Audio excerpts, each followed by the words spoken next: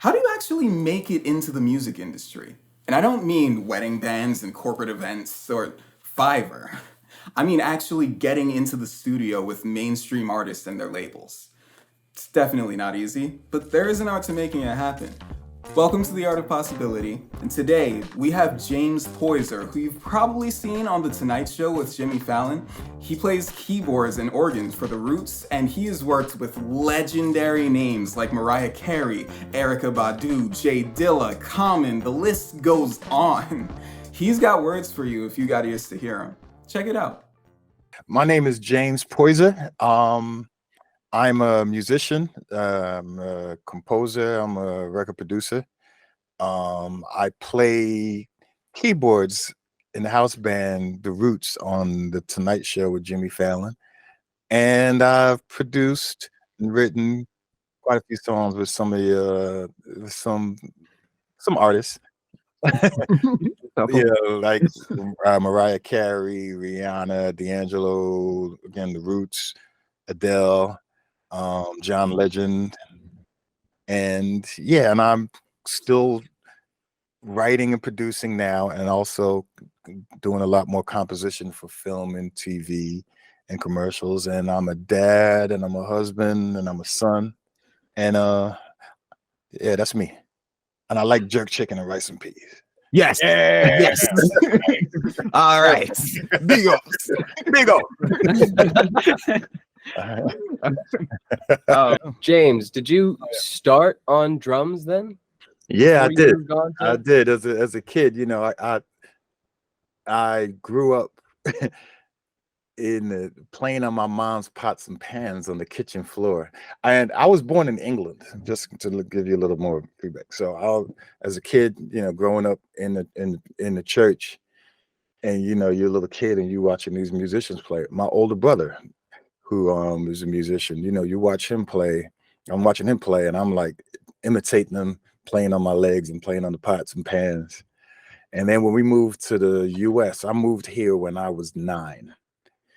My dad started a small church, and you know, the older people playing, and one day a drum set showed up, and I was like, "Don't do that," you know.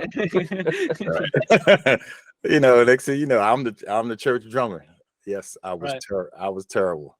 Oh yeah, I was terrible.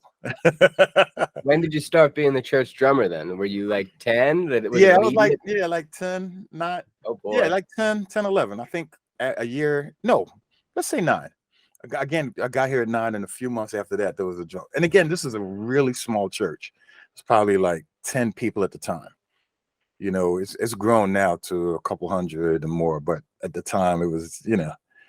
So then my older brother again was playing the piano, and some of the older members were playing. But you know, I was on the drums, and just yeah, I was terrible. Don't sound like that. Was that in Philadelphia, or was that in England? This is in Philly. This is in Philly. Again, I was too young in England to actually be able to play at church, but when I came over here, that's, you know, with the small church, and it's like, okay. Oh yeah, it wasn't always at that same building though, was it? No. So that's the third building that we've had. It was a really small, like a storefront church. If I drive by there now, it's the old laundromat now. Oh wow. It's a laundromat now. So we moved to another building, and then to the building that we're on now. So yeah, and then after that, you know, I started playing bass and guitar. Bass is my favorite instrument, by the way. If I had my dithers, I'd be Pino Palladino, who is one of my favorite musicians on this, and one of my favorite people on this planet. Oh yeah. My gosh, yeah. Yeah, so bass I fell in love with bass, and I started playing, and then at 16, was I 15 or 16? I went to Hartford, Connecticut, and there's a guy there named Morris Scott. You know Morris, Casey? I don't think so. Okay, all right. He lives in Philly now. And he was playing keys at 15, 16, and I was like, all right, actually, let's go back before that. So before that, my parents bought a piano, a little upright piano for the house, and I had to take piano lessons, which I did not care for. the basic Mary Had a Little Lamb lessons I didn't care for. I had to go to this older lady's house for piano lessons. And what I hated about it is that she had these two little chihuahuas. And they were cool when you walked in the door. But after I finished the lesson, you walk out, they would start biting in the back of my legs, and it freaked me out. Again, I was a kid. I was scared to walk out the door. I didn't want to go to lessons because I knew the chihuahuas would attack me. Is it like they didn't want you to leave, or like, No, they would. Chihuahuas are really aggressive dogs. yeah, but it's the same thing every time. It's just very I sweet. know. I have no idea. I just know that the little dogs freak me out. I see them little Taco Bell dogs. I want to kick them. No, but Now, my grandparents had a Chihuahua when I was real young, and I have a similar attitude.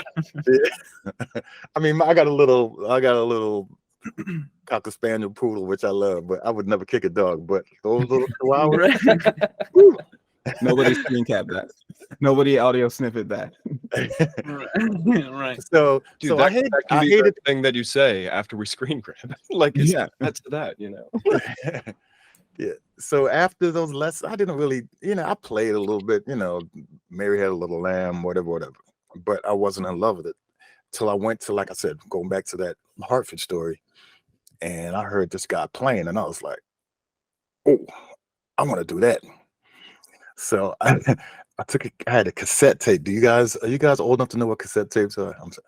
There's definitely When I lose my still- car, I'm going to lose my ability to play my cassette tapes. I'm actually upset about it. we used to have this big old box of cassette tapes sitting in like the middle of our living room in this one wooden cabinet. Back when my mom used to listen to all these like country Jamaican gospel songs. Yep. That's like her favorite genre in the world. It's sitting somewhere in the garage right now. But yeah. Yeah. So I had a cassette of him playing the song, just a simple 2-5-3-6 progression song, kind of something. And I took a few months to learn it, and I just sat there and every day played it over and over and over till I learned the song. And it was those simple progressions that are like the basis of most songs. Most gospel songs. You could go in my church and play, 1-4-2-5, and you playing the full service. Yeah. So I learned that, and then eventually, I had to learn it in all 12 keys. And, it was a lot of times where I was just running to the piano. I'd go to church so I could play for whatever service, not only on Sundays, but Fridays, Wednesdays, because I wanted to be the piano player. And I'd go there and mess up, have the old people looking at me like, what are you doing? My dad is, playing the tambourine, looking at me like, what are you doing? But that's how you learn. You gotta it's sink or swim. That's the best way to learn. You just jump in and see what happens. So that's the thing that's great about the church environment. I feel like there isn't really so much of that I've seen in other places. I know there used to be just jams that would happen all the time in Philly that I know that you were a part of growing up, but as far as I've seen lately, church, maybe some open mics. There's one jam that I know of in Philly, but church is the place. Yeah. Church is the only place that happens. Yeah, there wasn't, right now there's not much music in schools and everything, and even going back to where I went to school, or where I went to high school, there wasn't really a music program. There was some of the art schools that had that kind of thing, but it's not what you hear it was way back in the day. So yeah, and that's really where it came from. And after that, going playing, in college, I started playing with a lot of the college choirs around the city and going and playing in different churches, because I was like, I didn't get any, it wasn't a paid thing playing in my church, but some other churches, oh, you're going to pay me how much? Hey, Dad, I'm going to have to miss Sunday this week because, My dad got so mad at me when I started doing that. Yeah. But I mean, it's what it is, and and that really helped me experience a lot more, from just the Caribbean, West Indian side of things, and learning more and being put in positions where I have to really shed for a while to get these songs, so it really helped me develop my ear more, develop my skills more. And yeah, that's the beginning. Yeah. Yeah. All right. Yeah. So- Sorry, Casey, did you want to hop in first? Oh yeah, I am really curious how did you actually break the door down open for yourself? I know that you know what? I won't say anything else. Just how did you actually break the door open for yourself?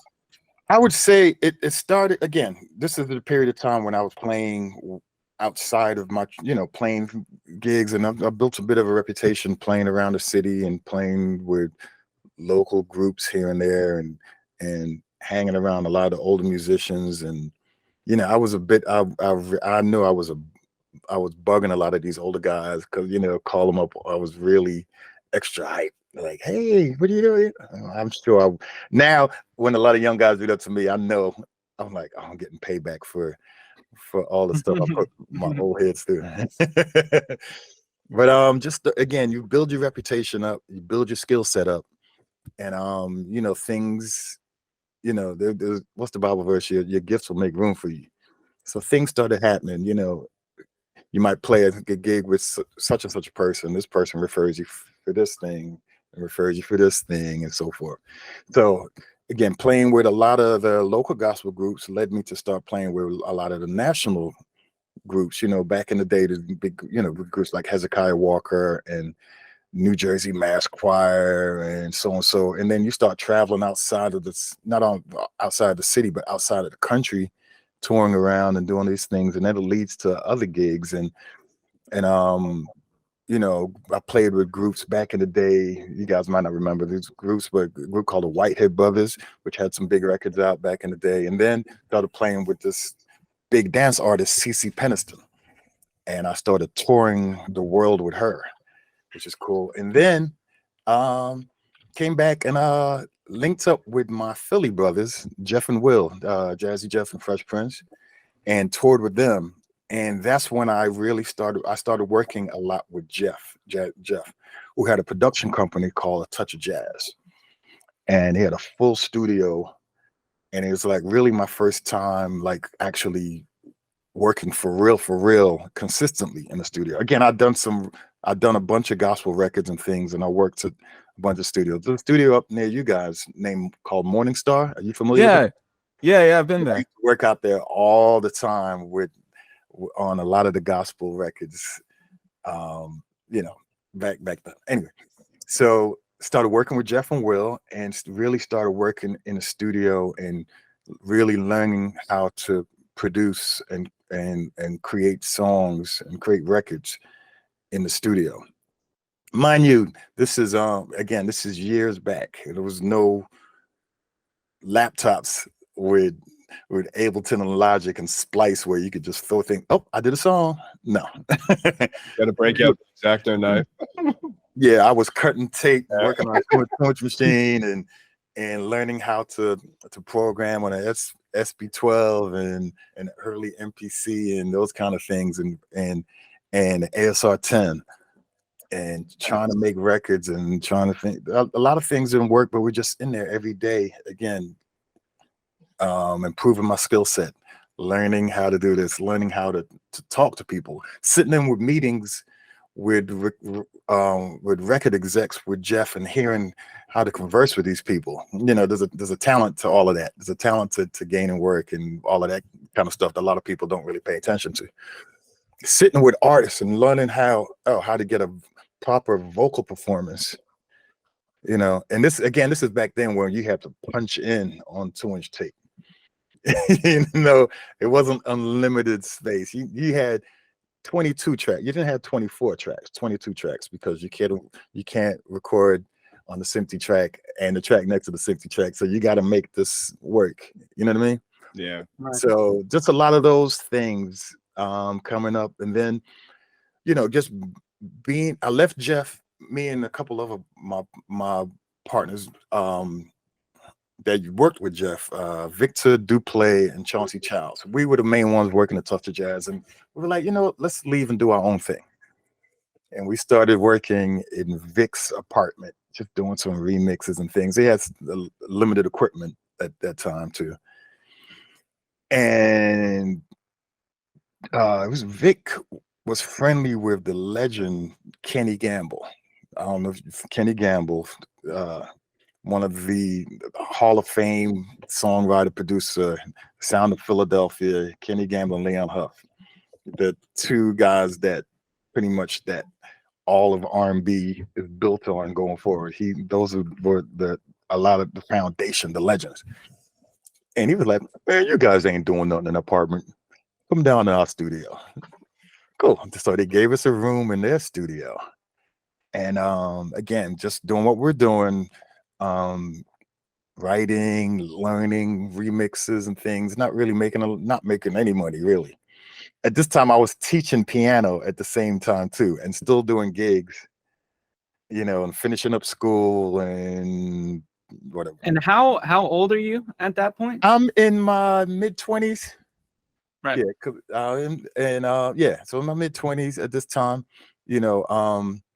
I started off at college at Drexel University. My first 2 years, I was a chemistry major, and I left Drexel, sat out a year or so, and went to community, and I switched my major to finance, and then I eventually went to Temple and got my degree in finance. Don't ask me why. Anyway, yeah, so I have my degree in finance. But I'm sorry. Do you think that degree helped you in like those business meetings and whatnot? Yeah, it has. Yeah. It's definitely helped. But I just and again, while I was there though, I was at the music school. I was jamming with the guys, and I was touring and playing and doing all this other stuff. But part of me now today, there's some things that I wish I would have took more music classes.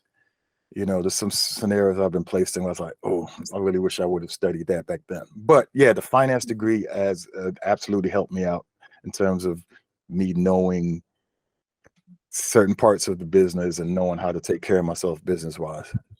Right. What were some of the things you wish you had studied in music, like back when you had the chance to? Orchestration, mostly. Orchestration, and just playing more. I should, if that makes sense. How can I describe this? Is it playing more, writing less, or is it No, a combination of both.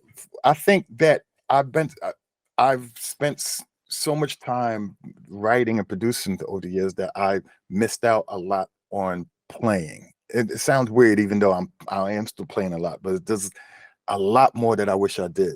If that makes sense. Yeah, that's really not what I would have expected to hear. No, like especially from the fact that like you came up playing in the church. You spent so much time touring around with these gospel artists, gospel acts, and when do you think that dropped off for you? I'm sorry, I'm not really sure if like would you consider playing like something you did with the church, something you did with these other touring bands? And because it seems, if that's how we're defining it, that you did it a lot, right? Well, so when did it shift for you? And all right, let's say this. I love jazz. I'm a fan of everything jazz. I love all the jazz musicians. I play jazz. I play clubs here and there. I play with some artists and done some records like that. I wish I had done a lot more of it though. Okay. I wish I did. So playing more jazz clubs, playing more. Yes, going through those wars. I never really went through a lot of those wars because at the time that I could have been, I was writing and producing. So there's always going to be a trade-off because you're human. You only have 24 hours. So what do you want to do? So again, I did the writing and producing thing, which I'm grateful for, and I'm glad I did. It set me up in a good way. But part of me is I wish I did a little bit more of that. So there's times when I go to like a jazz jam session, and I look at the kids there that are playing. I'm like, a lot of these kids probably played because they might be playing every day at a club and going to jam session. And I was like, I didn't have a lot of that experience. So I still feel like I'm a newbie in that world, if that makes sense. You know what I mean? I see. At my advanced age, I still feel that way. So it's more like the way to like commingle and improvise with jazz. Yeah. As jazz is in the locations. Yeah, you just gotta you gotta go through it. I equate a lot of things to sports. You know, the guys that come into basketball, let's just say basketball, a lot of guys that are supremely talented that come in the league and, you know, high flying dunks the first few years, but they don't win. And after, you know, they get to their prime later on in life and they may not be able to jump as high as they did in the past, but they know how to win because they've experienced so many years. They've been in the league 9-10 years and they know the ins and outs. They know how to work the rest. They know how to get their rest. You know, on the road, just little details that we don't really think about. Yeah. So I say that in terms of me playing, just little things that I just haven't gone through enough of yet. Again, even at my advanced old behind age, you know, I'm more experienced on one side of things and less experience on the other side. I wish I would have been more of both. You know what I mean? Is that something you see yourself doing now? Is like, oh yeah, I'm doing that a lot more now. You know, and again, if I take it back to the first thing I said, I would have want to learn orchestration. If I would have learned that earlier on, again, I was making records. I was making a little bit of money. You know, I was in the middle of it. It's like, I had some heat on me, so let me continue doing this. But it's those other things that I'm seeing that I need a lot more now. You know, I really wish I had a chance to do that. Yeah. So a couple minutes ago, you were talking about Kenny Gamble and like how you really started to break through. Right? Yeah. So, like, although, you know, playing is something you wish you had done more, it does seem as though the path you took is kind of what opened the door for you. Is that right? Yeah. Yeah. Okay. Again, I think it's a case of the grass is greener on the other side. So, you know, there's guys that all they did was play and they built these lives up as players. You know, they'll look at me like, man, I should have done more of what you did. You know what I mean? So the grass is greener. But if I go back to the story where, you know, we went down to Mr. Gamble's studio and they gave us a room. And just being around that energy. I mean, these guys are living legends, you know, their songs are played throughout the world. I heard something like their songs were played around the world like every 14 seconds or something. You know, so you can imagine some of the publishing checks.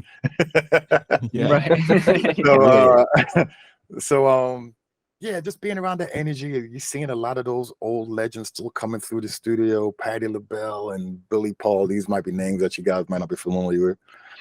But seeing that kind of energy, and you know, and hearing their, like sitting in the room and hear the conversations that they were having, and it's kind of the kind of things that would come back when you're in a situation and be like, oh, that artist didn't want to do that song with them, but they spoke to them this way and led to the song happening. And me and my situation, this artist doesn't want to do this song with me. Let me see if those lessons I learned from their conversation can apply here. You know, little things that again, that's not the main thing, but they're super major. You know what I mean? If that makes sense. Yeah. So was it in that case, was it a mentorship situation, or was it just like you were watching and learning from what you saw? Yeah, it was both.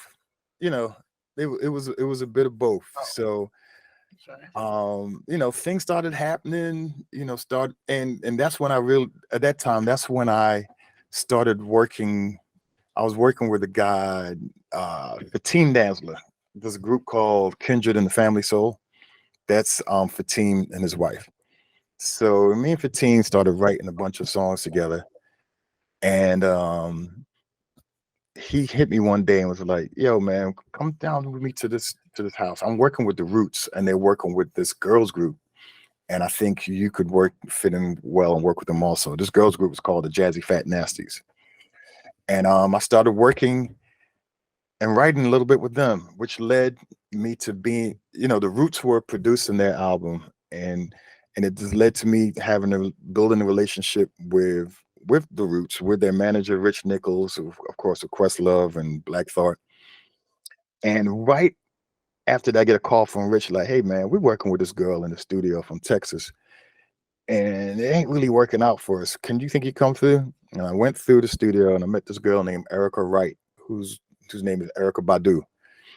And in that first day, we wrote like 2 songs and finished the songs up, and the songs came on were on a debut album. One of the songs called Other Side of the Game, and the album was a huge success, won Grammys, and that's really what kicked everything off for me. That was a long walk to get to the Yeah, no, yeah, All about it. This is the whole thing of the show. Like, you got there more quickly than any other episode we had. So yeah. Oh man, that's so many steps there that were really integral to getting you to where you are now, which we haven't even really gotten to. But I think there's something that I've been thinking about a lot lately that you touched on with Gamble and Huff, mentorship in the industry. I've been talking to like musicians and actors and other people around different kinds of arts industries, and wondering, is mentorship a thing that's dropping off right now? Because seeing less of it happening. I don't know. There's guys that I mentor, and there's been lots of people. Oh my God, too many people to name that have mentored me. And it wasn't like, "Hey, let's sign this mentorship contract, and I'm going to mentor you." It was, it wasn't like that. It was just like hanging with a bunch of musicians and them showing me stuff and them showing me the ropes, or them not even saying anything, but just looking at their actions and how they react to certain situations. And it was like, I can learn from that. I can learn from that. This gives me what I think might be an important question for some of the people listening, right? So if there are people out there looking for mentorship that they know is going to be right for them, giving advice to somebody who's younger than yourself, how do you look for it and what does it look like? Here's the thing though. I know, if I can speak for myself and some of my peers, we've been burnt quite a bit. There's been quite a few people that I've taken under my wing, in a sense, and there's an entitlement that's been going around with a lot of young guys, unfortunately, where and this has literally happened to me. I've had this one kid mad at me for some reason. I'm like, "What happened?" And he was like, "Man, you're supposed to put me in the Roots." Huh? Dude, what? Yeah, listen when I tell you that, yo. It's like, man, what do you think this is? Like, that's what a lot of, I think there's a lot of kids that really see, I think, is it the curse of social media, where they see all these things and all of these people doing everything online, and oh, James can get me there. James, why didn't you get me there? Like, wait, how old was this guy? Oh, this dude, early 20s, in the 20s, early, yeah, it's kids. Again, I'm sorry if I call you guys kids, because I'm in my very, very, very late 20s. Weird, like extremely late 20s, but it's like there's a lot of the generation that is extremely entitled because they see these lifestyles on social media, and it's like, oh, I'm supposed to have that now. Not knowing that, well, if I can speak for myself, the lifestyle I've had has taken decades to get to, decades of hard work, decades of struggling, decades of learning and being humble and, waiting my turn and, or bursting through the door to make my turn. There's a lot of that, but they think it should just be handed to them. Well, And I'm not saying this is everybody, but I'm seeing that quite a bit. I'm really curious though. Like, we all remember, everybody on this call, right? We all remember hearing, don't believe everything you see on TV growing up. Everybody remembers that. Mhm. It's just why is it different now? Like, it's a screen. A screen is a screen. Don't believe everything you see on TV, the internet. Doesn't matter. Like, social media, man, there's something to it. This is a new medium. It's fairly new. What, I don't know how long it's been around for real, but it's a new medium, and it's affecting people a certain way. That, what is it, the dopamine that you get from checking social media or checking Twitter and Instagram and looking at all the stuff you're looking at, and you really think that should be your life. Right. You know what I mean? And it's effect. I remember this will take you back some years back when the first movie Avatar came out. I don't know if you guys, you might be. We're talking about the Blue People Avatar, right? Yes. There's another one that we don't talk about. It's not. Yeah, we don't like that Avatar. Right. So the original Avatar. I remember reading stories about how people were leaving the theater really upset, like they wanted to live in their world. It was like, this is supposed to be my world, because it was such an enchanting movie and the 3D and all of that. And I remember watching it like, man, this is one of the greatest movies I've ever seen. So I guess I equate that to these people seeing what's on life. It's like, that's supposed to be me. And why aren't I doing that? Why am I not living this life? that's crazy, man. Without putting the work in. And a lot of it, I mean, technology's made a lot of things easy. Technology's made it, this guy's making hit award-winning songs on their phones. Don't talk about it. But so because a lot of it is so easy now, they think that they don't have to really do the work. Yeah. Really get the knowledge. I think there's definitely a couple of things that put into this kind of, what's the word I'm looking for? Dysphoria, disassociation that we have with where we are and where we should be, that have really hit hard over the past couple of years. I mean, going through the pandemic, while seeing people like Steve Lacy making songs on GarageBand on his phone that turn into hits, while seeing people on TikTok post a song that they wrote that just went viral, and suddenly they're signed, and it's like it starts to look like the dream is right here. It's right in front of your face. As far away as you're holding your phone, it's right in front of your face, and you literally can't reach it. And I think that that probably starts to become addicting in a similar way that I would imagine that slots are addicting. Right. Yeah, and I think there's a lot of fault with that lies in so many places. Yeah. with our generations themselves, with the fact that the industry is saturated, and the algorithms that the social media platforms use. But I think just calling out that it's just the generations feels a little reductive to me. I think that's why I wanted to say all of that. You know, Yeah. we've been talking about all these things about what it's like today. At the beginning of the call, you said something about, music programs at schools and what they used to be. What do you remember them as? And Well, yeah. well, my school, the school that I went to, didn't really have a music program also.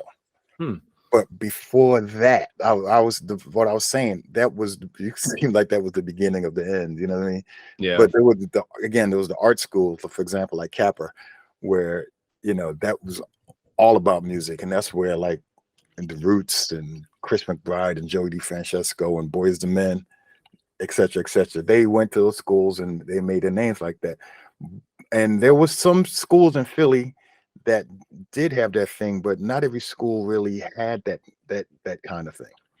Do you think one of the things that makes a good music program, and just to tie it back to our previous topic here, is that they have access to what they need, and the program itself is work, right? But the work is able to be done properly because you have what you need. Yeah, all of that, and great teachers.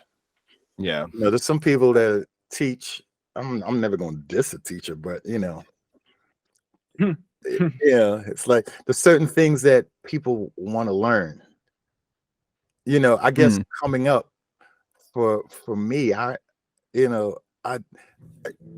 one of the blessings and the curses of my career is that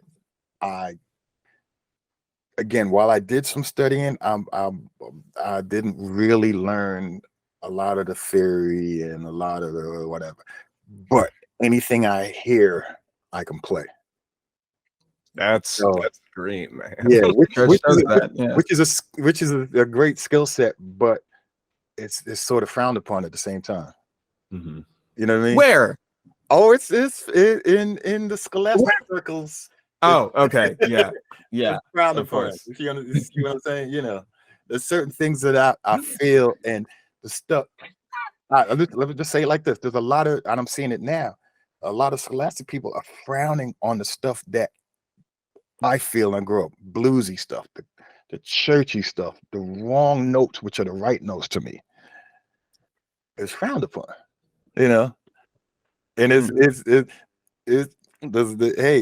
lot of that where it's like, no, that's too bluesy, that's too churchy, that's wrong.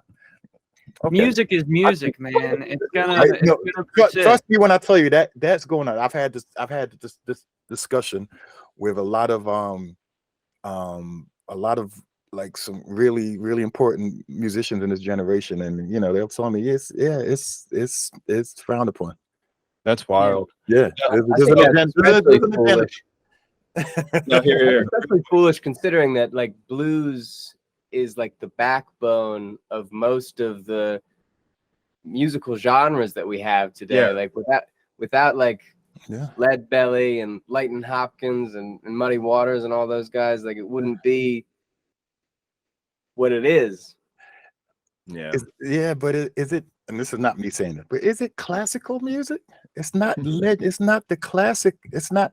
And I'm going to say this, guys. It's not the European classical. It wasn't made by old white men in powdered wigs. Yeah, we're not too far off from that. Like becoming like, all right, it's been an X number of years, sure, but like objectively, absolutely, it is a classical form. It is like the root behind like most things. So.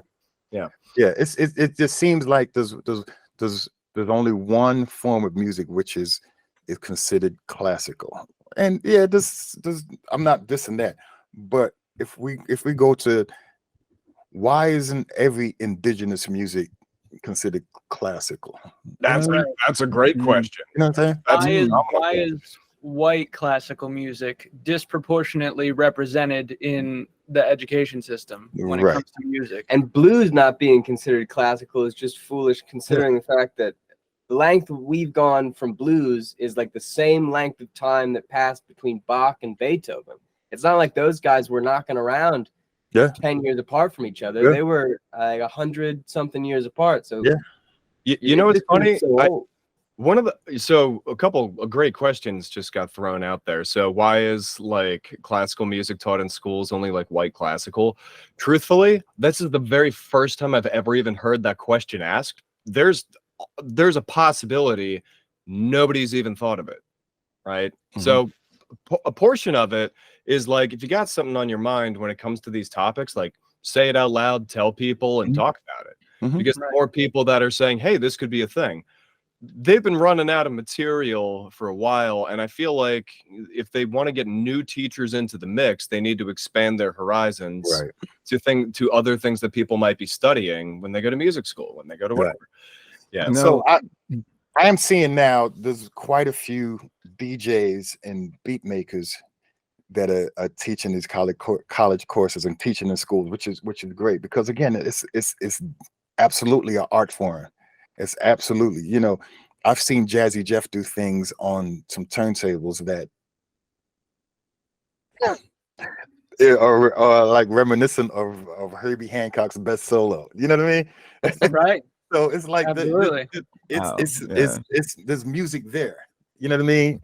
You know, the bits and little pieces of music and these little breaks of music and these records that these geniuses put together and make whole new songs and make whole new melodies out of, because they're layering, you know, harmonies on top of harmonies. And I'm the genius I'm talking about are guys like Pete Rock and Jay Dilla and Primo and Just Blaze and Dr. Dre, who know how to put these things together.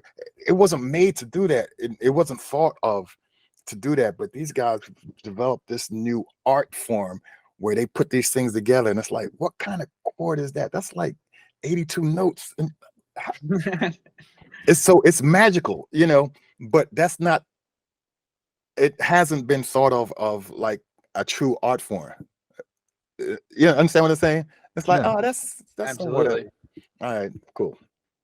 Somehow still underground. Yeah. The thing like the thing that I thought of a minute ago when whenever I've heard that question of like, well, why are we looking at European music as classical music? I've only ever really heard Indian music brought up as a why don't we include this with all the with all of their like actual Indian or Native no, American? like actual Asian, Indian, South Asian, Right. yeah. We the thought that we're completely ignoring like Native American music, yeah, and just all of the we lump world music into world music and kind of just like put it over here. Right. I wonder what would change, how things would change if that became classical.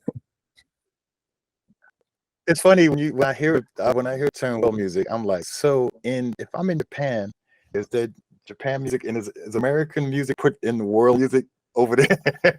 You know what I'm saying? Or wherever, you know, if I'm in Nigeria, is American music put in the world music clump? You know what I mean? Very, very quickly, right? Right now? Let's stop it. Hold on. I don't know what's going on with your mic. Went to Terminator mode real quick. Just need to sample that. That was dope. Oh man. Yeah. Bo, you gotta put that in a song. Definitely. Yeah, I do find it funny that world you're still a robot. Like you sound like the Grudge. Western Europe, Canada, and North America. Yeah. Right. Which I guess I could have just lumped Canada in with. And again, I'm not dissing the music at all. You know, I'm just saying, you know, there's more to it than just the one thing. You know, and that's in every aspect of society. Do we still have hard stop it? No, we can keep. For me, you saying? Yeah. Yeah, for you. I got time. Let's go. Sweet. Cool. Okay. Cool. How do I sound now? That I don't know what's wrong with that. You sound like that one goes from the Grudge that goes Oh man. Okay. All right. So I guess going back to the mentorship thing, after the mentorship thing, at what point, remind me, I think you said this already, at what point did you stop working with Gamble and Huff? Did you kind of graduate from them? How did you? Yeah. Well, it wasn't really so much working with them. It was more so, if I go back to this original statement, y'all ain't doing nothing in that apartment. Yeah. Come down here and feel this, and pretty much like, come feel this energy, and you'll see what's going on, and it will help you enhance your career. And it really was that. He gave us that room and just space to work in that room. And, you know, once I started making some records, again, working with the Roots and working with Erykah was the beginning of me and Questlove working on a ton of different projects.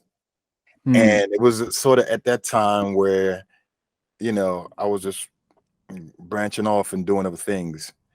And we eventually moved our studio from Gamble and Huff's to another studio, which is at the studio, which is now Milk Boy Studios. Oh, okay. Oh, yeah. But back in the day, it was just called the studio, which was Larry Gold and John Smelt's area. And they built me a room in on the same floor in the back. Then eventually they built a room for the Roots. And then that's when it sort of came the hub of all of these artists coming in. And there was that period of time when all the stuff was happening there. And then a couple blocks down, that's where Jeff had his Touch of Jazz studios, and they were doing what they were doing. So, and I was going back and forth, you know, like between the studios, and then going around the corner to Silk City where the jam sessions were, and playing there all night, and then going to Wilhelmina's and playing till 2, 3 in the morning. And then what we were doing on the stage, you're like, oh, that's dope. Let's go back to the studio at 3 a.m. and record. It was just a real vibrant time back then, where everything was happening. You know, we were just making music, and the masses will love the music, and things were just working out. Right. I've got a question that's been brewing for a while. At what point in your career were you paying all your bills and like all the money was coming in from just music? Oh, this was right after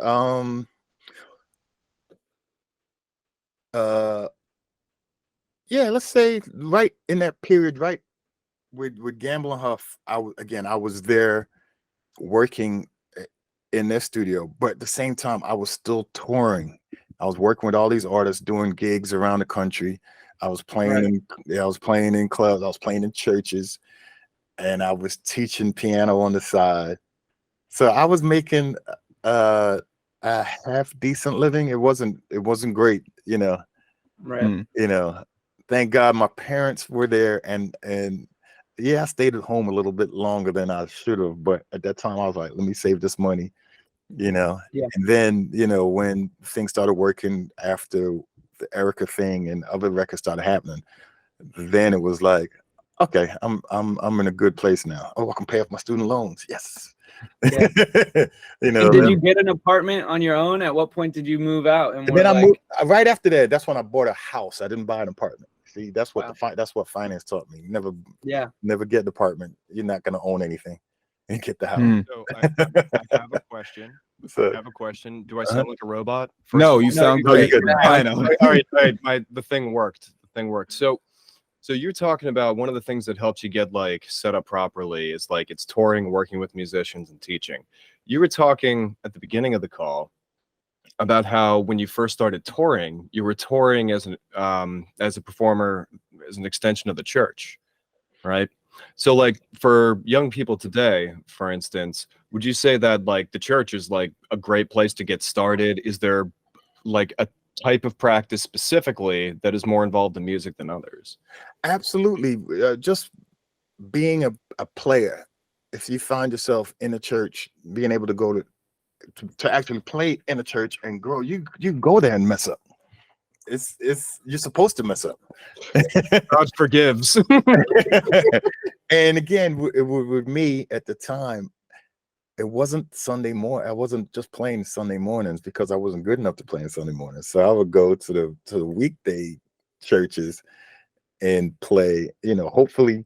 And a lot of stuff wasn't based around music, but they might be 1 or 2 songs a night. But I was happy to play, unless they played it in a key that I didn't really know how to play in at that time. And I'd be like, oh God. I'm so curious here. So like, did your church like keep its doors unlocked, in case people needed to like stay the night or something like that? Oh, no, not okay. Like, did you ever find yourself there at a time where there weren't any other musicians, but they kept the instruments out and you got a chance to practice with nobody there? Absolutely. Remember, my dad was a pastor, so I would go there all the time and just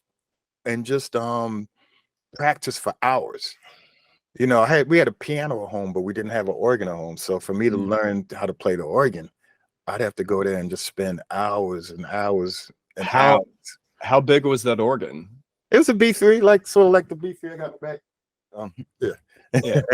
Like part of what I'm imagining is like, oh, nobody's around, but you got the ones that's like, it's got the pipes in the walls and stuff, and you're like, like the whole neighborhood can hear you. All right, let me tell you a funny story. So back then, and I was playing around and teaching and doing whatever, I saw an ad for this church that was going to pay at the time. This is how far back it goes.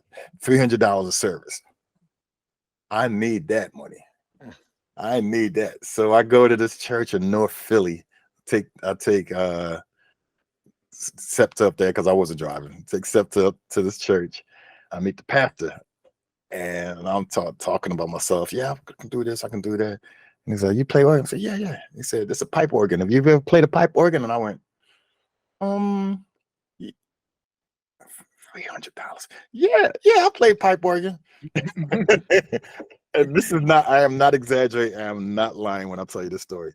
And he looked at me like, "Okay, let's go on the organ and play something." I was like, "Oh, crap. Never touched a pipe organ in my life." And I am not exaggerating. This is straight out of a sitcom.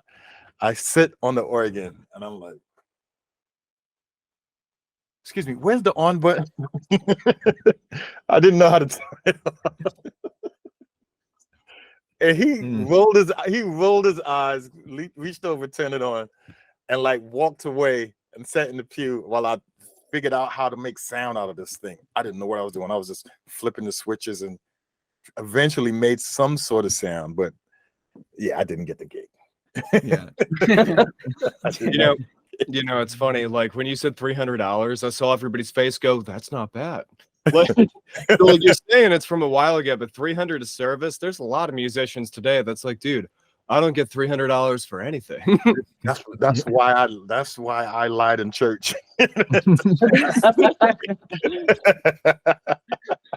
That's exactly why I lied in church. Forgive me, Lord. I'm sorry. Wow. Oh, that's hilarious. I'm thinking of all the times. So I contract at church. There's this one that I contract at regularly. That's like, it's $100 a service. They needed somebody to play bass. I don't consider myself a bass player. I'm a guitarist. But like some of the theory translates. So I kind of just picked it up, started playing, kept getting the $100 a service, which really helped when the pandemic hit. And then suddenly I wasn't really, I didn't have my job anymore.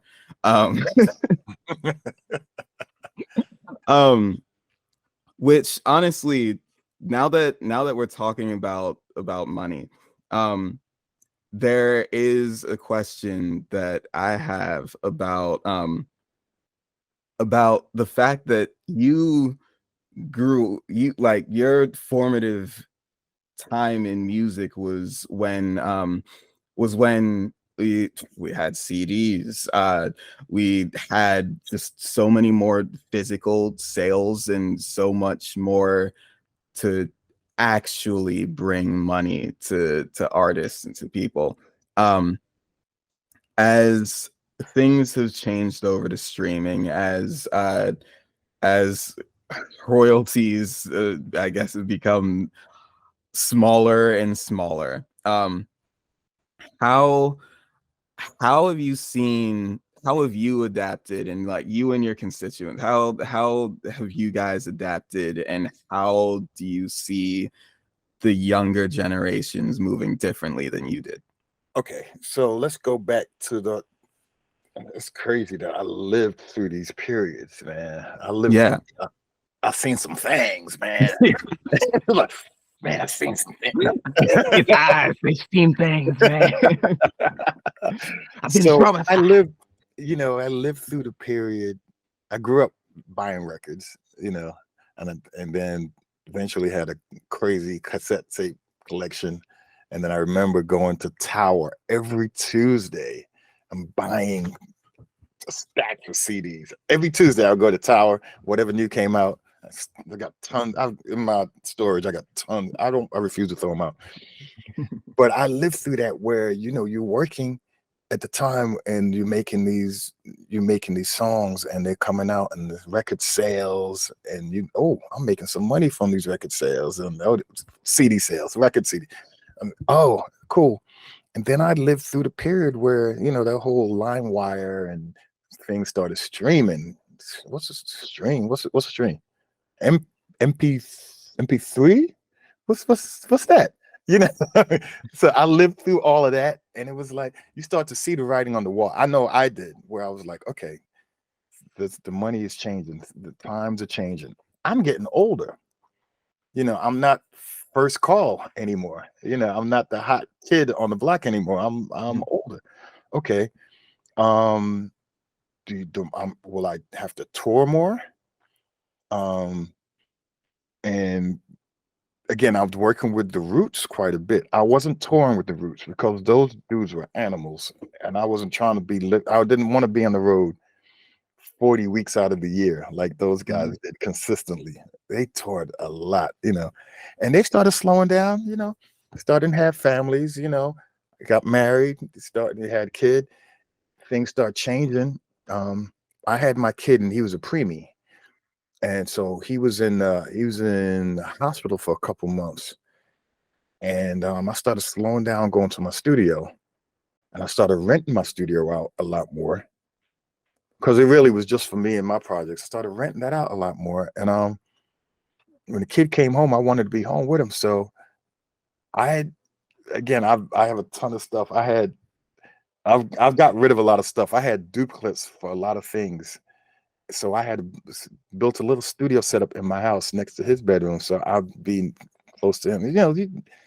He was 2 pounds when he was born. I was like, I want to be around this dude, even though he's 17 and he's bigger than me now. I got to punch him in the chest sometimes. But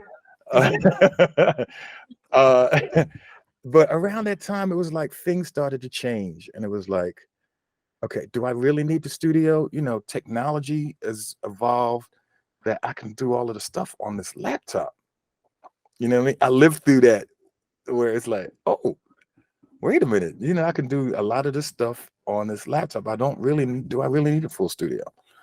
And things start to change. You start to consolidate. I moved to another house and closed that studio down and built the studio here, which I am now. And again, the Roots started, the family, kids. And that's when Jimmy Fallon came about. So it was almost like we were a little bit ahead of the curve, or right on the cusp of the curve, where our peers, things change. They started taking industry jobs or changing to something else. Again, we're not getting the calls because music changed, and this hot kid is doing this particular thing, and they don't want Fender Rhodes on this song. You know what I mean? Things. So around that time, everything, I started playing more, and again, the Tonight Show came around, and it worked out perfectly. Where even though I really just moved to this house, and the show was in New York, and it was like, am I going to move to New York? Because I just moved out here, and it was like, well, maybe I just commute, which I've been doing now for the last 15 plus years now. I'm commute every day, 5 days a week to New York. Yeah. So That's crazy. Yeah. You drive? Do you take the train? I take Amtrak. So Amtrak? we take Amtrak. I drive to the train station and take Amtrak. And again, I stay up there quite often. I'll stay up there at least, once or twice a week or whatever, Do you have a place or a friend's place that's there in New York? Hotels. Hotels? I know so many hotel managers I'm cool with, so I get good rates. There's been a whole lot of hotel managers in the seats at the show, like, hey, what's up? You hook me up, I'll hook you up, Right. Good deal. Yeah. So that's when everything started changing. You start to see the writing on the wall as you get older. You start to realize, again, if I go back to sports, 35, you're old in the NBA. Mm-hmm. Shoot, 27 in the NFL, you're old. You know what I mean? Mm-hmm. With amounts of hits that you get. So you got to figure out some other things. In sports, those guys may go to coaching or sports casting, broadcasting, or whatever, those opportunities. So we found this opportunity playing on the show, on the Tonight Show, which has been great. But since then, which will be another conversation, you start to do other things. We'll get to that conversation when you ask the question. I mean, I don't see a better time than now to ask the question. So after, again, 15 years of commuting and playing on the show and doing gigs with, she's like, okay, what's next? What's the next step?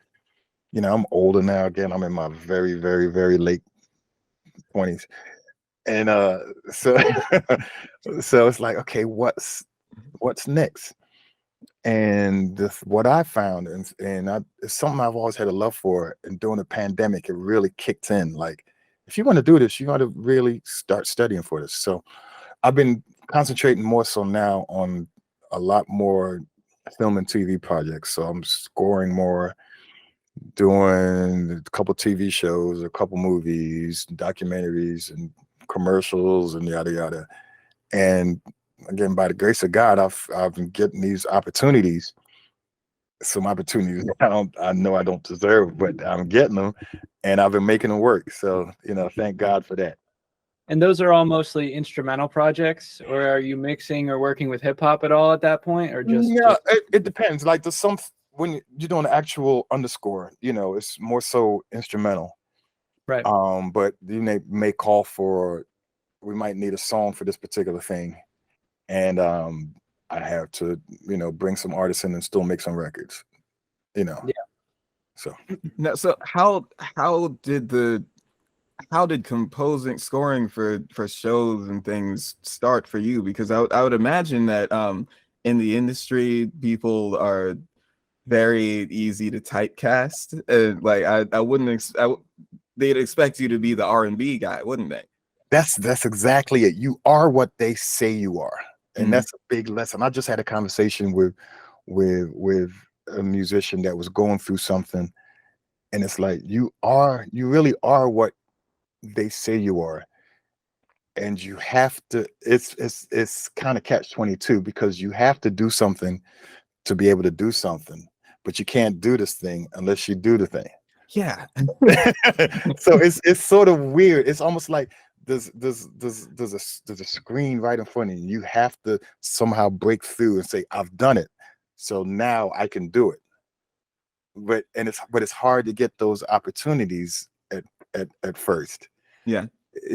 So again, going back, I've done some things again in the past, like some theme songs for some shows, and I've done quite a few commercials in the past. But when I really made this effort, like I really want to get into the movie thing, a good friend of mine, a real good friend, his name is James Samuel.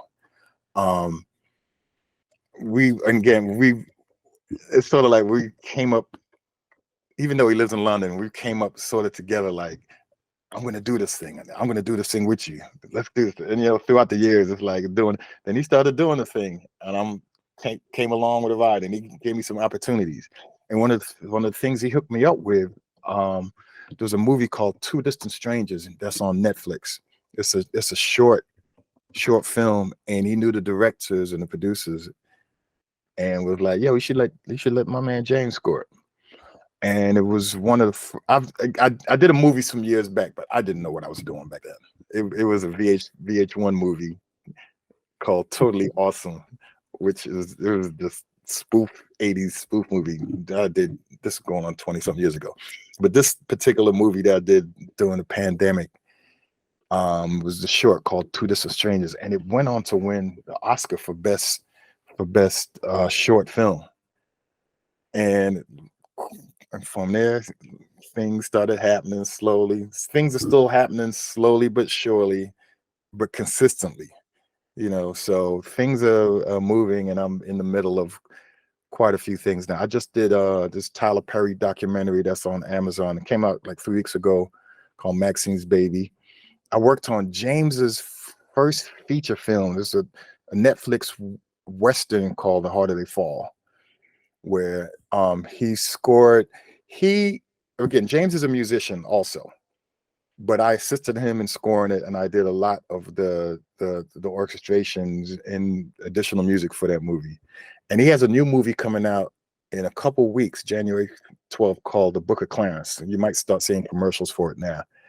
That I did a similar thing with in terms of orchestrating the orchestra and so forth. And I'm also right now working. For the last 2 seasons, I've been working on the CBS show, the Queen Latifah show, The Equalizer. So we're starting season 4 Monday because everything got held up with the strike. So now, So right. We're starting that on really jumping into it on this Monday. So that, and then I'm always sending demo reels for this and learning this. So it's still learning. It's still at the beginning. I think I'm still at the beginning stages of what I'm doing with this. Right. It's going great so far. Thanks. And is this what you're doing now? One of the big reasons why you feel like you wish you would learn more about orchestration in the past? Right. Bada bing, bada boom. There it is. Because now I'm in some situations where, again, I can hear it, I can play it. Do I truly understand it though? Right. So there's situations where I'll lean on an orchestrator or somebody that you hire, which is cool because you're not, you don't have enough headspace to do everything yourself, and that's part of the game where, the people that you bring in to assist you. So I've leaned on, some great orchestrators, and I've been taking some private lessons on orchestration, so I could just have a basic understanding. So when I sketch when I sketch out my orchestral things, before I send it to orchestrate, I'm a little more in line and know what I'm using the correct instruments. You know what I mean? Yeah. Going into it, be like, hey, yeah, I could use this, whatever. And it's like, no, see, that's not what should happen in the orchestra, and it's like, oh, right. I got you. So we talked earlier a little bit about you had a mentee who expected to be in the roots immediately, and now we're talking about you breaking into the scene of writing these scores for movies, and you're very humble about it. You have all this experience in music and all this time behind you, but you're still new. You're still new to that. Exactly. That whole thing. You're taking lessons to get better at it, and you're always learning. Do you think that humility is kind of fleeting in a younger generation that's breaking onto the scene? And do you think that it should return, and that it's helped you in your career, being always a learner? It's absolutely helped me out. You gotta learn and you gotta go through some things. You know what I mean? You gotta really go through some things, and a lot of people aren't willing to go through those things. You know what I mean? Again, it's a different time period. You might not have to do a lot of things that I went through, but there's still a learning curve. There's still some dues to be paid. Right. And I think it's almost like a spiritual law of nature where no, you have to go through it. And it's funny, even the people that are considered overnight successes, you know, they might have gotten instant success, but later on in life they still have to go through it. Right. It's like it's a universal law. You have to go through something. Right, and it's true on a big scale, and it's true on a small scale too. Like when I'm like sitting and like writing an individual song, a lot of times it's like, well, I gotta go through that stress or that mental exercise to be able to make this in the first place. And if you don't put in that full 1000% effort that you can give, then it's not worth it at all in the end. Exactly. You know? Yeah. And a lot of the kids, you know, they just, well, I shouldn't say a lot of the kids. Some of the people that I've been involved with, you see that they expect it to be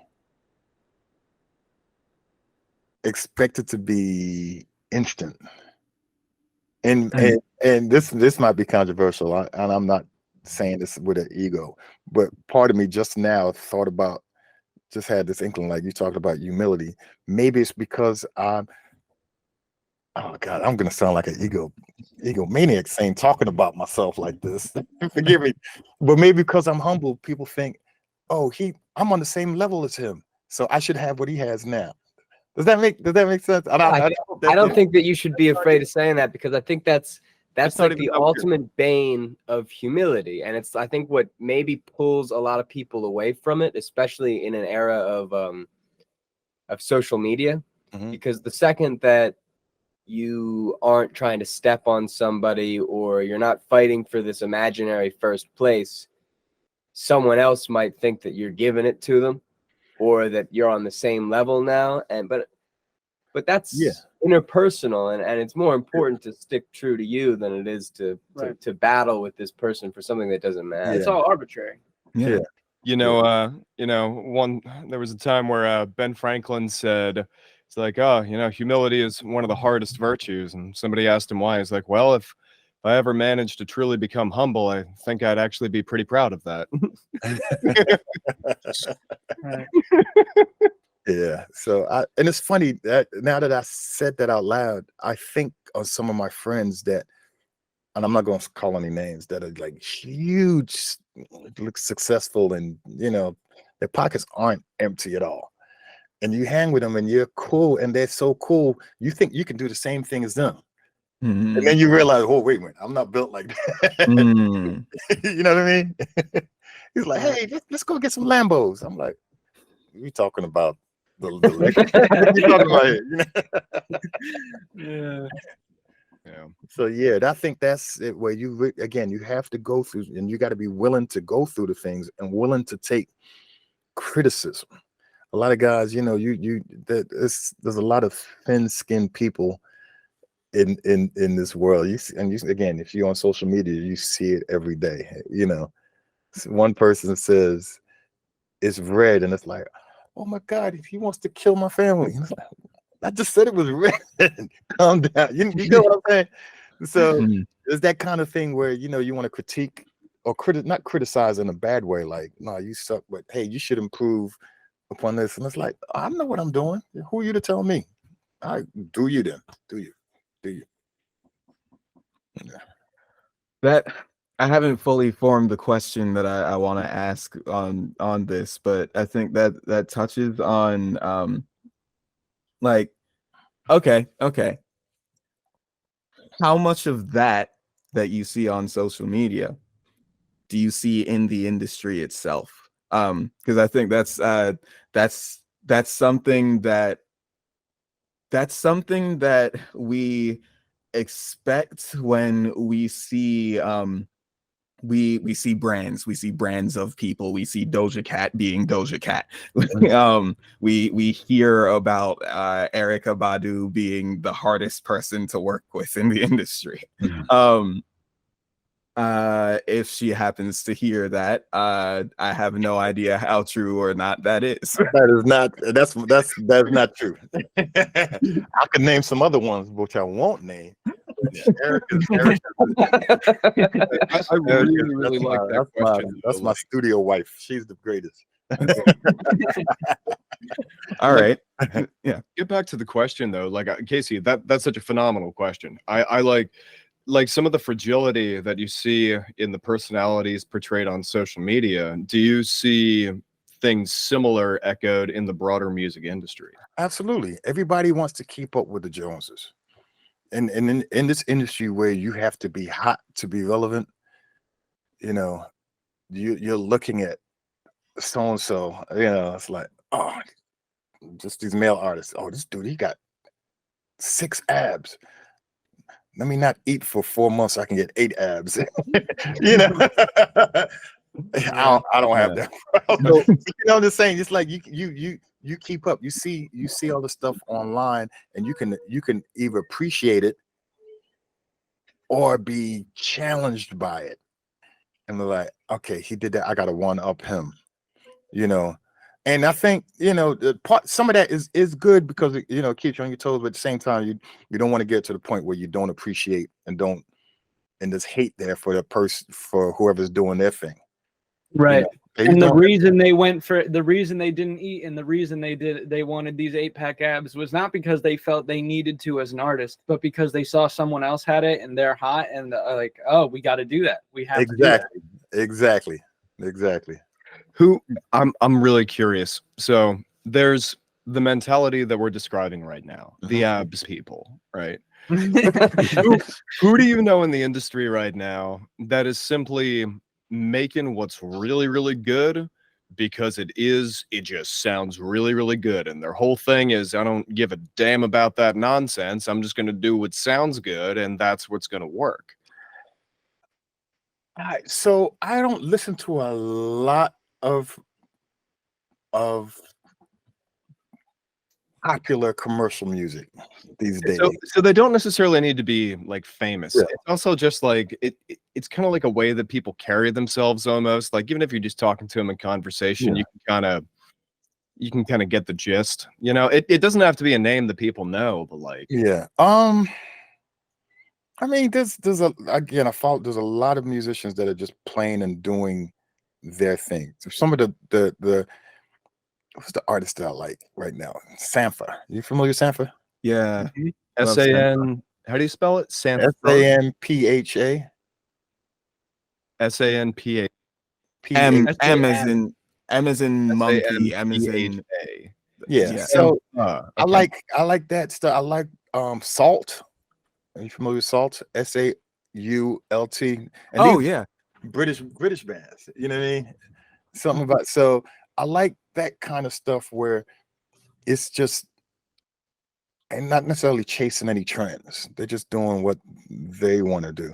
And I like listening to artists that, even if it's like a lot of instrumental stuff, that just do stuff that I dig. Thundercat, Glasper, Mind Sign, man, there's so many. Joe Elliott, who's the Roots band member, and one of the most genius music. He's an absolute.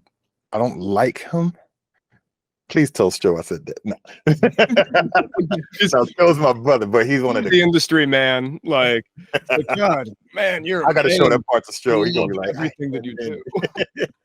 So things of that nature. That's the stuff. The things when it's chasing the trends, to me, it's like, okay, that's cool. You know, yeah, there's some hits, whatever. But I don't know.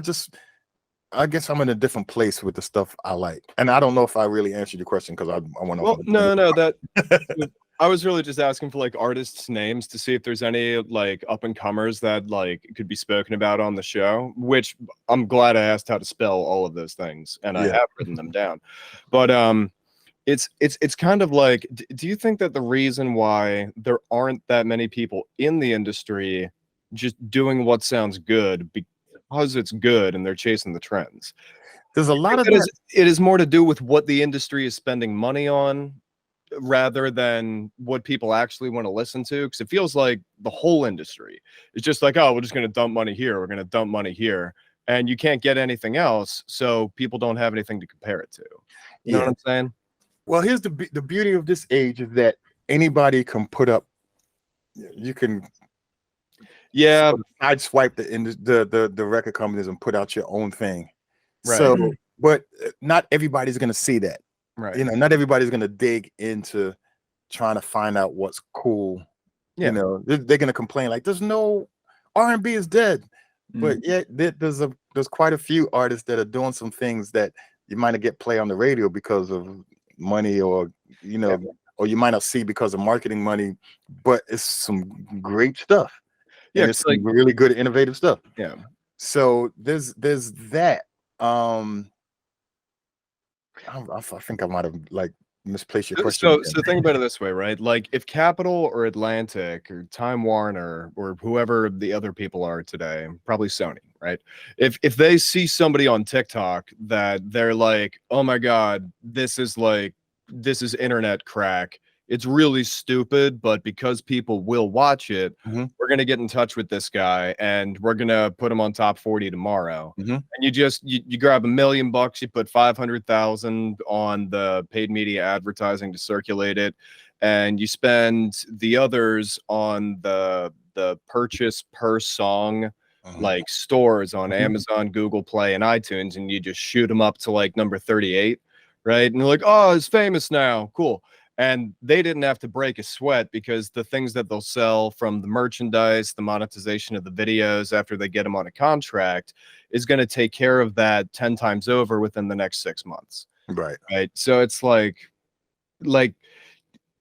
I'm always wondering what it's going to take to get like dedication and quality back into, you know, to draw the ire of the people who don't care throwing money at stuff like, oh, we could do that, you know, but it has to break back in for that to start again.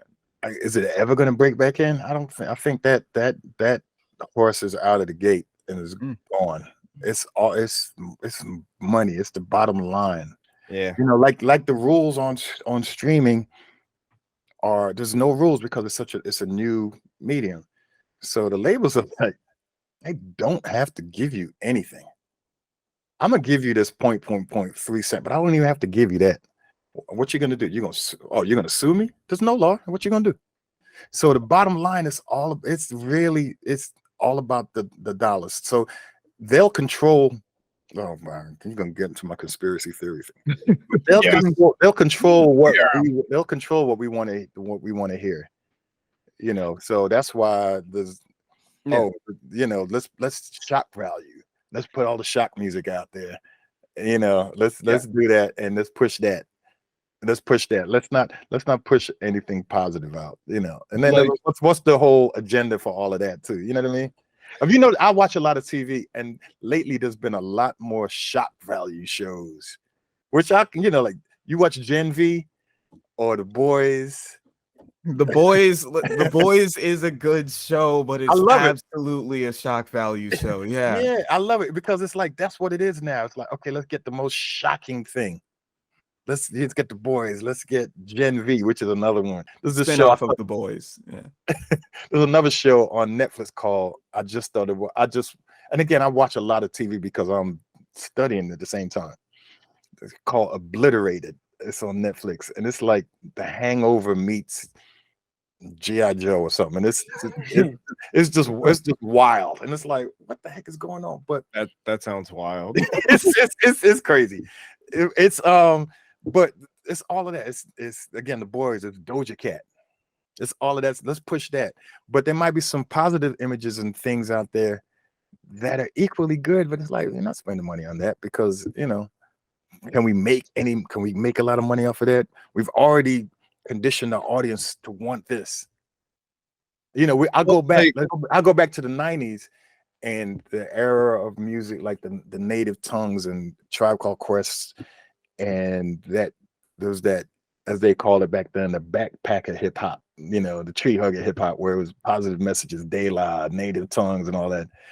The stuff they make fun of Will Smith for. but the musicality in that stuff, the jazz samples that they use for that stuff was amazing. But the labels wouldn't put a lot of money behind that.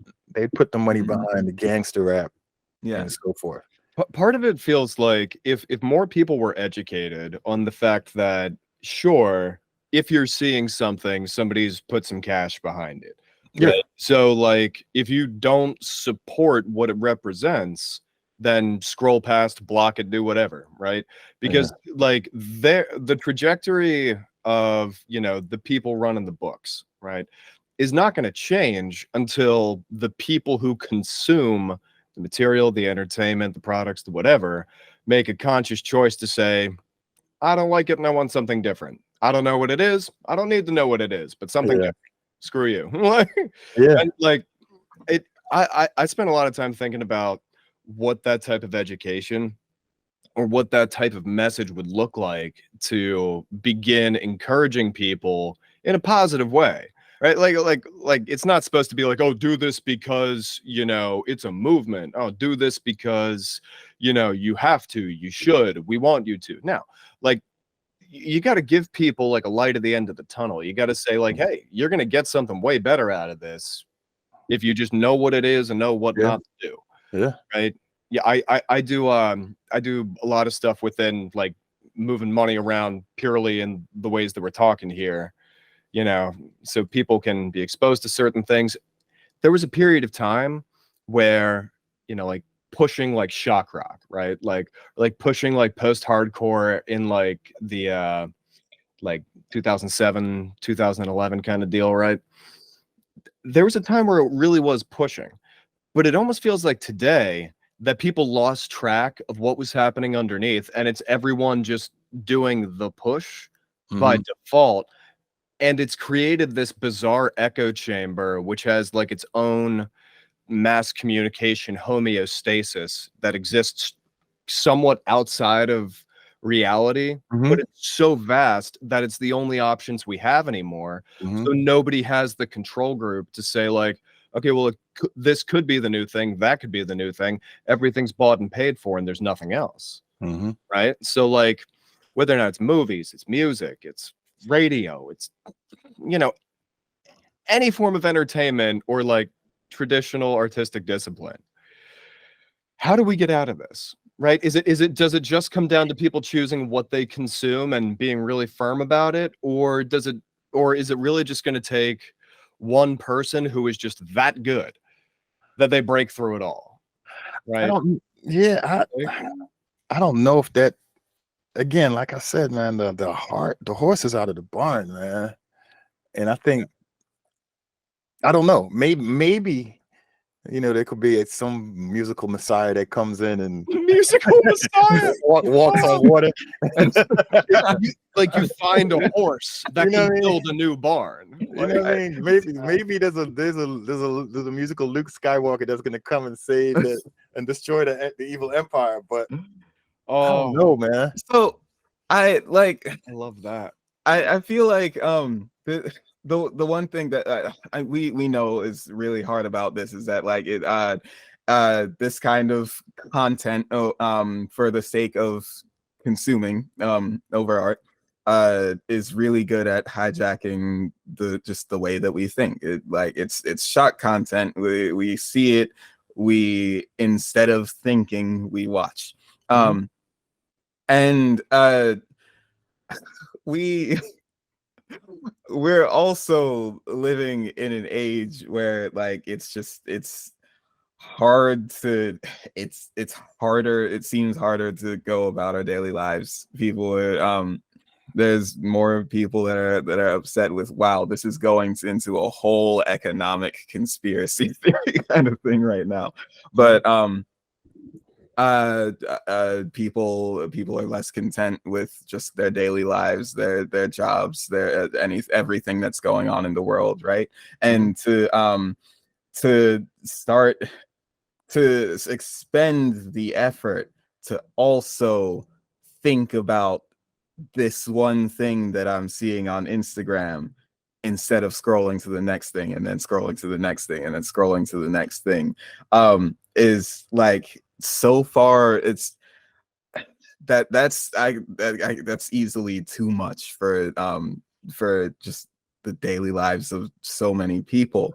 But I also feel like I see hints of things that are better for us. Like there's this artist that got really big this year. His name is Noah Khan. I don't know if you if you've heard of him, but he's definitely more mainstream. He's more of like a folkish pop, indie folk pop artist that came out of the New England states. I forget it. I think Vermont, maybe Vermont. But his music is all it's talking so much about mental health, about recovering from traumas, like watching people in his life recovering from traumas, and moving on and getting older, and it's the first thing that I've seen in a while that resonates with me as a 26-year-old. And I say this? Yeah, I'm sorry to cut you off. Go ahead. No, finish what you're saying. I'm sorry. No, I feel like there are hints in places. Yeah. I wanted to say all that to prime you, to jog your memory. See if there are any other hints that you've seen yourself, James. Okay. Are you familiar with this producer Alchemist? I think so, yeah. I am very familiar with the Alchemist. Alchemist is my guy. And Alchemist has built his own little community and puts out records every few months with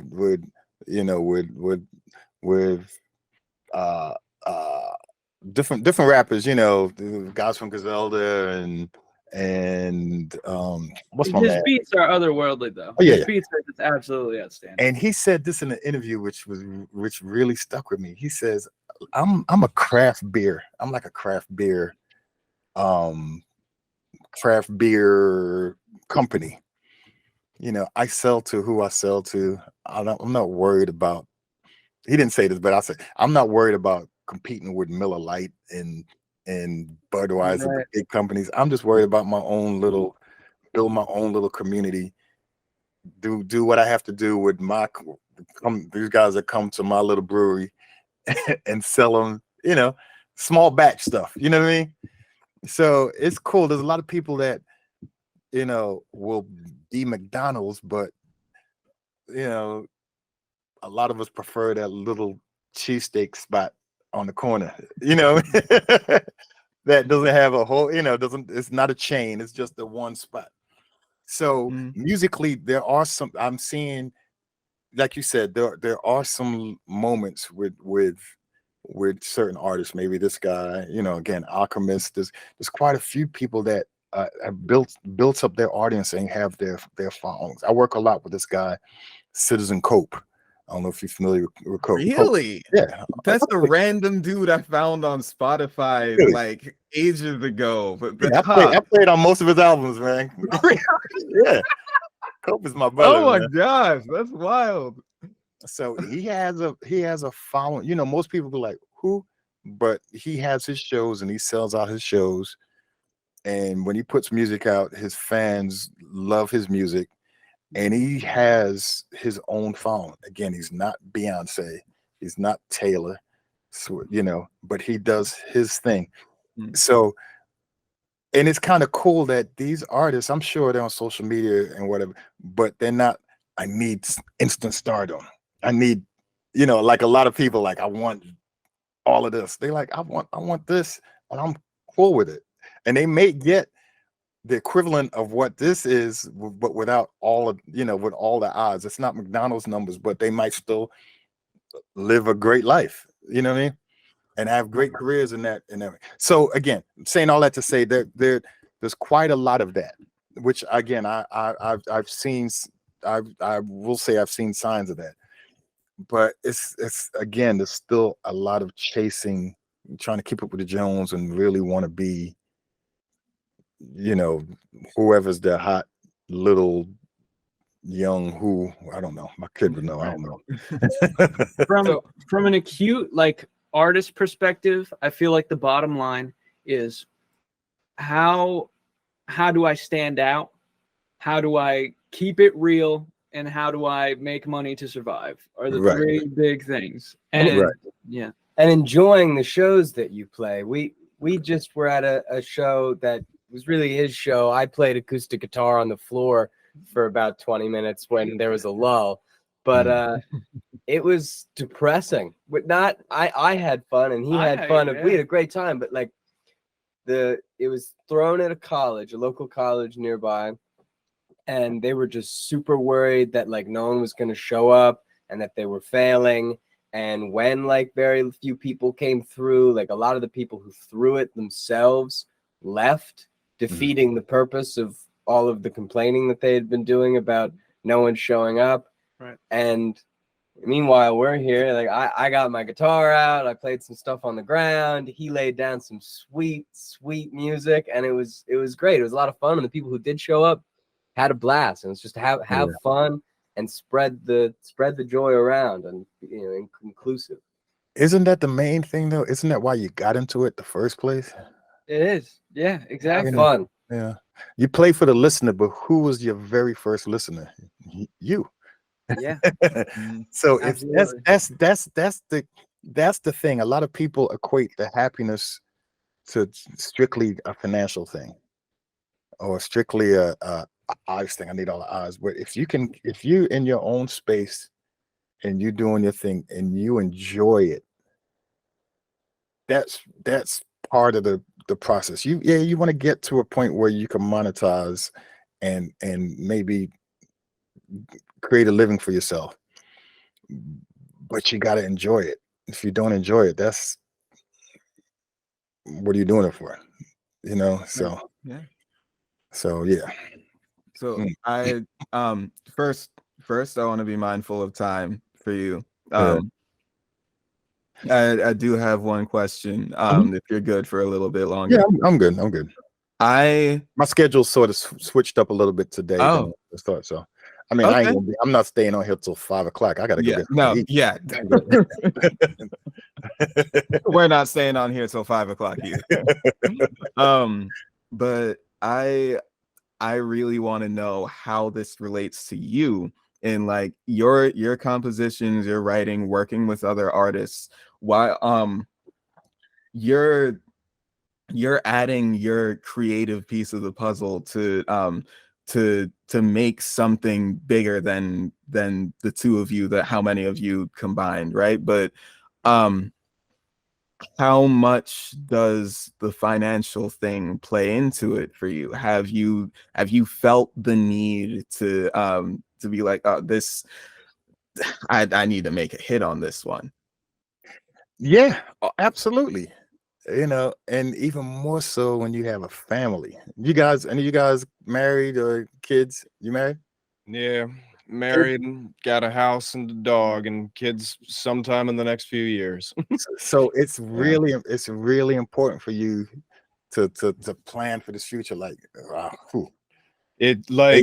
I don't know how to do anything else at this point. Like, I forgot how to do the other stuff, and now I don't know the way back. But I'm fine with it. I like it. I like knowing what's going to happen. Yeah, I'm going to tell you this though.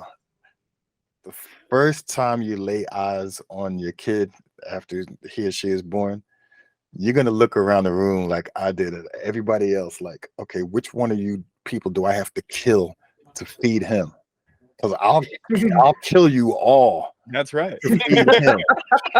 It's instant. It's instant. Your focus is going to be like, okay, I got to make a living. I got to do whatever. I got to crawl through a tunnel of poo to get $5.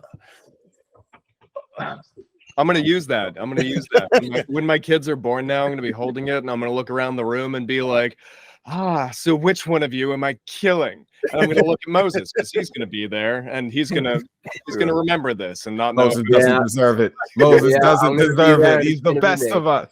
Yeah. So, use this time now that you have this free time, you guys, where you don't have those responsibilities, and live, experience, and grow and stuff. Because when those responsibilities kick in, it's like, okay, you might have to do some things that you don't want to do for this dollar. You know what I mean? I got to do this gig with this person. Okay, it's sorry to say, but it's this music business. I say it's not for the faint of heart. So yeah, there's been a lot of what I've done. It's based on the financial part of it and having to learn from it. And then then you get to a point where you want to do certain things, but you can't do them. You know what I mean? Or this thing that you don't want to do, but you gotta do them, and that's part of the process. I see a lot of people say all the time, "You just do what you gotta do and do what." It's like that's true too, but reality says something just a little bit different. You know what I mean? So it's I just stopped caring. I really, something that's helped me a whole bunch is like I don't get like hung up on it. It's just like, oh, this is my day. Yeah. Like I work way more than I should, but it's not like it, like if you're enjoying what you're doing and you find a way to connect with whatever you're experiencing for a good reason, and the reason is real, right? Because you can have good reasons that don't really matter, but as long as you're like resonating with it and you're connecting with it, then you fill your head with other things. And if it's something that is good for you and brings you to that place where like you're alert, you're awake, you're living the life you get to live, well, you can still find the time to do all the other stuff, but like, you really got to find the path that's right for you and commit to it. Because once you're able to do that, your brain kind of starts filling in the gaps, and it just kind of, it's like starting a new chapter, right? You've already read the other chapter. Now you got to read this chapter. It's still a great story. It's just another chapter. Right. But, and with that too, there's a lot that you're going to like to do, but you can't, because it's only 24 hours. You got to, I'm sure your wife is like, you're coming home right in the next hour or so, right? I'm just saying those kind of things.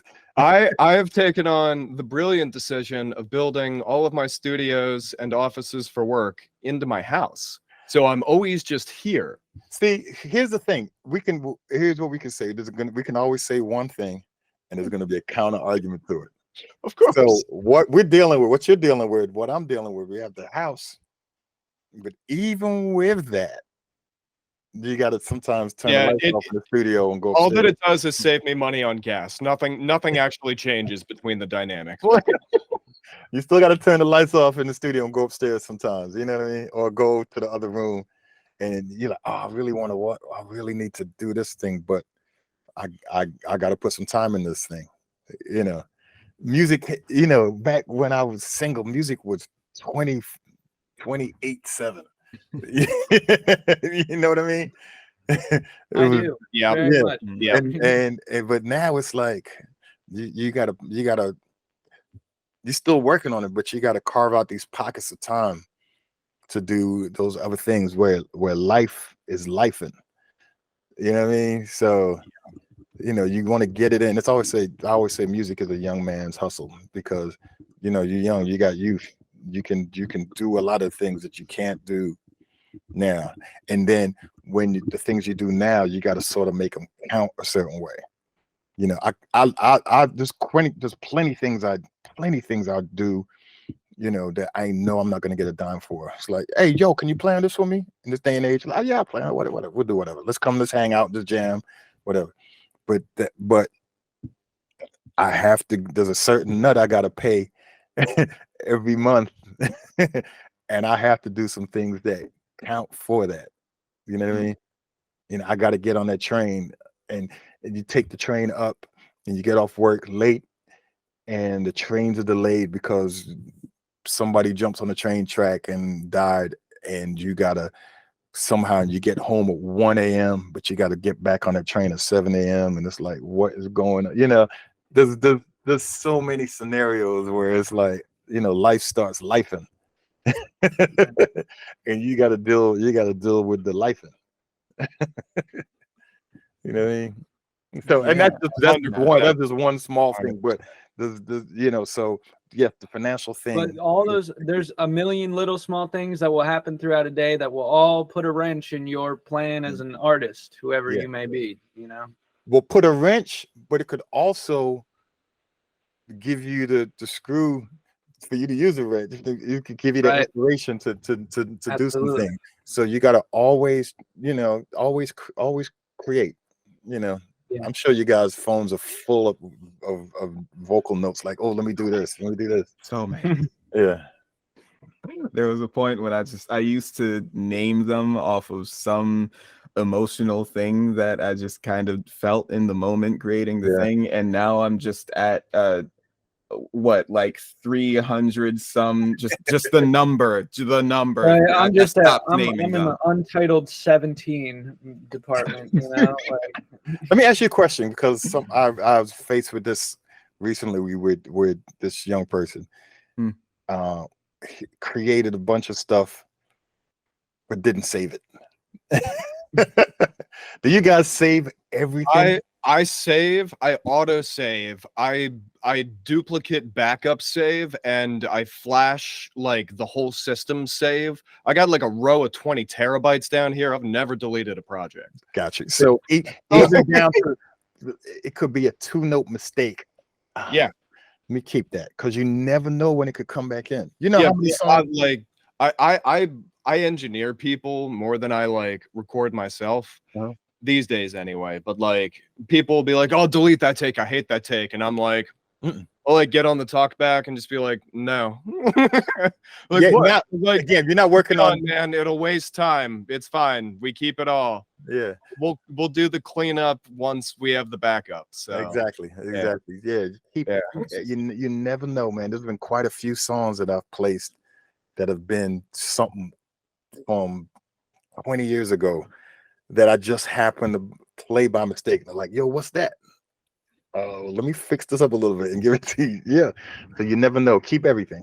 The only time I've ever gotten rid of stuff is on accident. And when I first started writing poetry, I wrote, I think the first poem I can ever recall that I ever wrote was for a girl in 5th grade.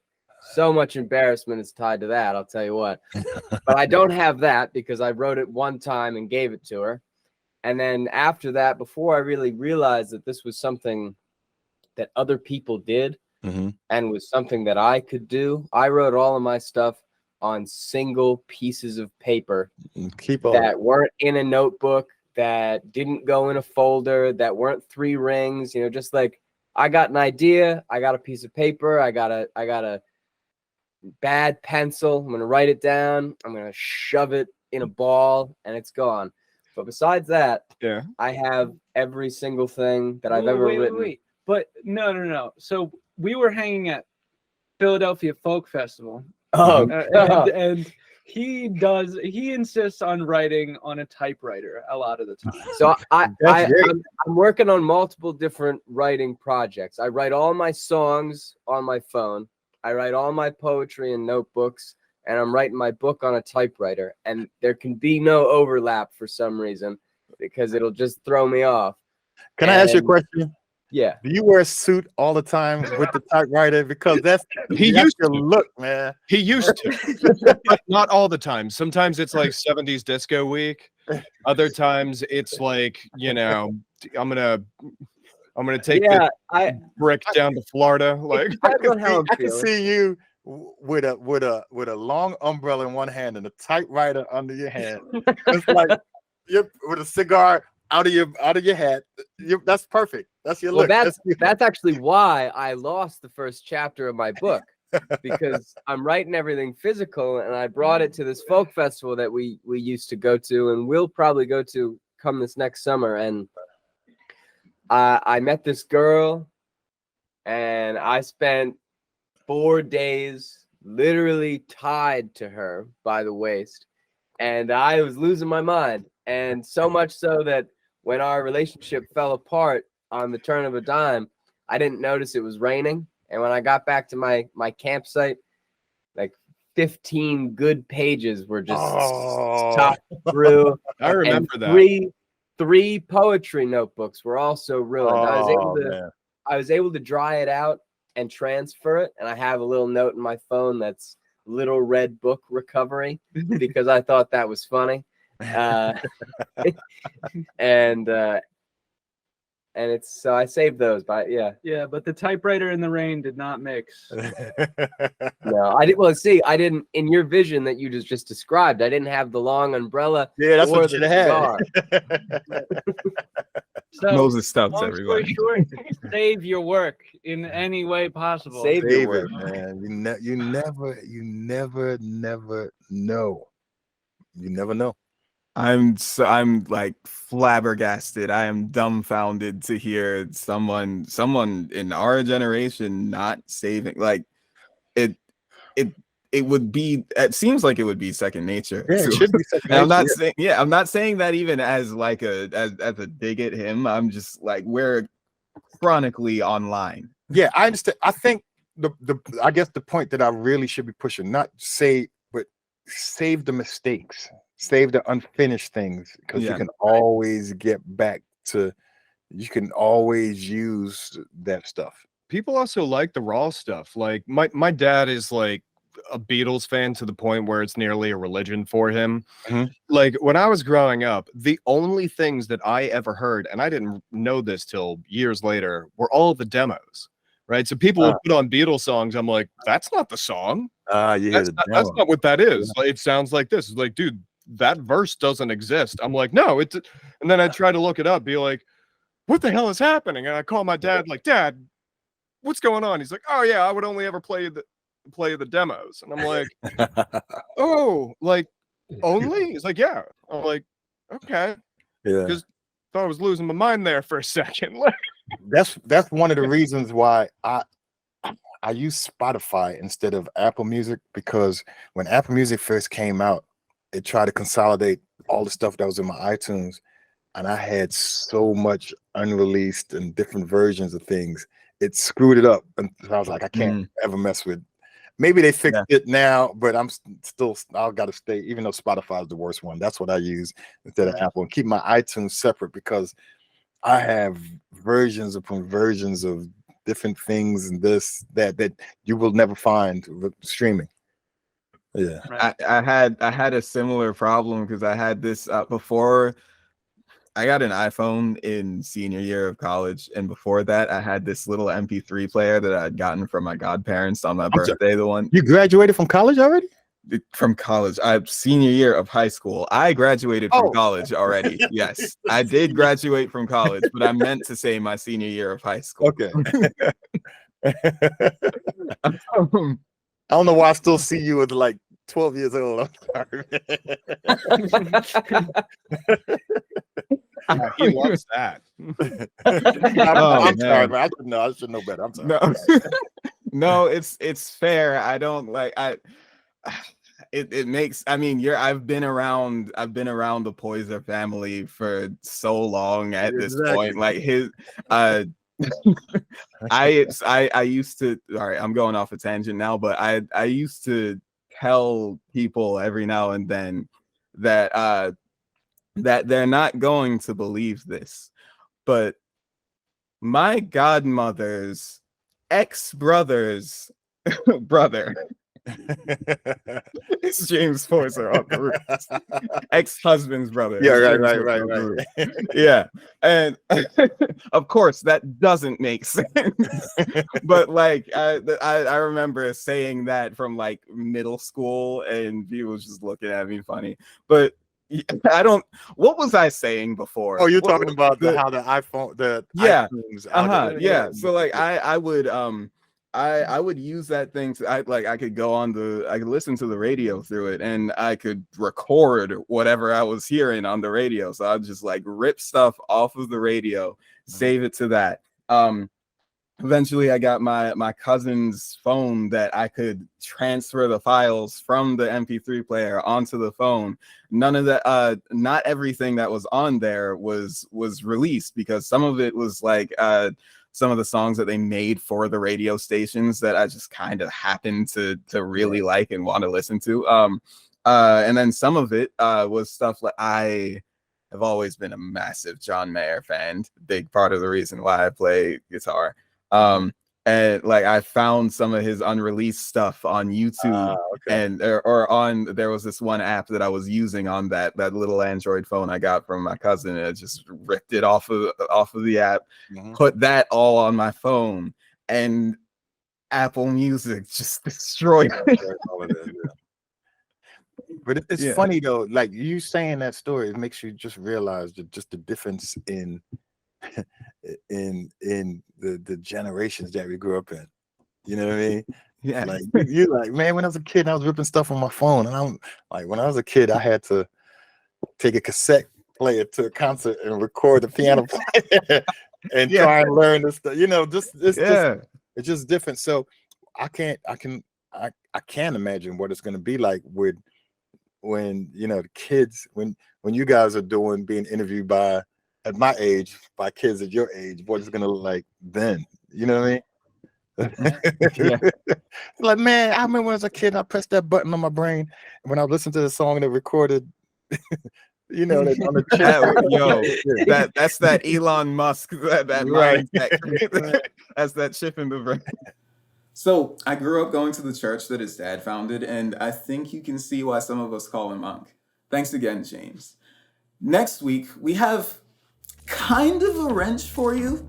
That's a pun, because it's an engineer, a civil engineer. You don't automatically think of them when you think of art or creativity, but dude, have you played Minecraft? Do you like Legos? Do you like nature? Do you still get that childish sense of wonder when you're driving over a massive suspension bridge? Have I made my point? We'll see you next week then. The Art of Possibility podcast, featuring Casey Brown, Moses Stubbs, Bobo G, and Andrew Curry, is brought to you by Mechanizer Studios and AG Digital Media. You can find us on streaming services everywhere, and on TikTok, Instagram, and YouTube as @ArtofPossibilityPod. Thank you.